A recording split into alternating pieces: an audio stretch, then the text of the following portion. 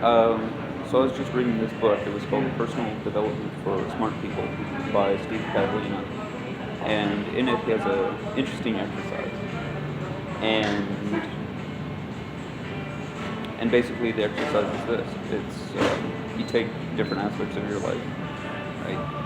Your career, your life purpose, your finances, your relationships, um, learning new things, and stuff like that. And you rate it from 1 to 10 for each category. And when you're done, he pulls a little surprise. And he says, go back to the list. And if something's not a 9 or a 10, then it's a 1 out of 10. It's the lowest score. And it's really interesting.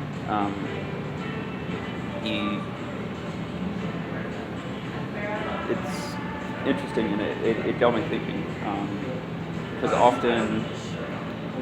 often we settle with something that we know isn't fulfilling us in that deep sense, and basically the trap is the 7, where things are pretty good. They're good on paper, certainly, but we're not. We don't have any desire to change things because it's very comfortable, and yeah, it did get me thinking. It's and it's I had to admit that he's right, and I'm just thinking about the ways in which I rationalize things to myself. Like, for example, say for for say a relationship that we rate a 7, we're not really feeling that deep connection, because otherwise it'd be a 9 or a 10. And in this case, it's an example of the okay being the enemy of the great. And we're the phrase "don't let the perfect be the enemy of the good." That's a very common phrase, but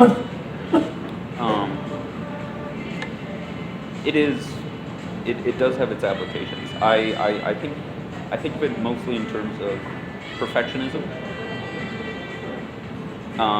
in terms of just sticking with this sort of analysis paralysis and not actually pushing forward on something because you feel it's not quite good enough. When honestly you should just put it out there. Just close the negotiation and just move on. But in the case of your life, basically that 7 is something that's keeping you from it's keeping you from the 10 because that's what you're actively in, and that's what you're putting resources into, and that's you're just going to build up a 7 where perhaps if you were to let go of that, you'd have the space for the 9 or the 10.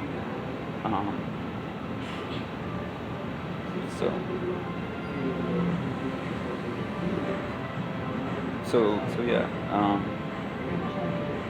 Basically, you get exactly what you settled for in life, and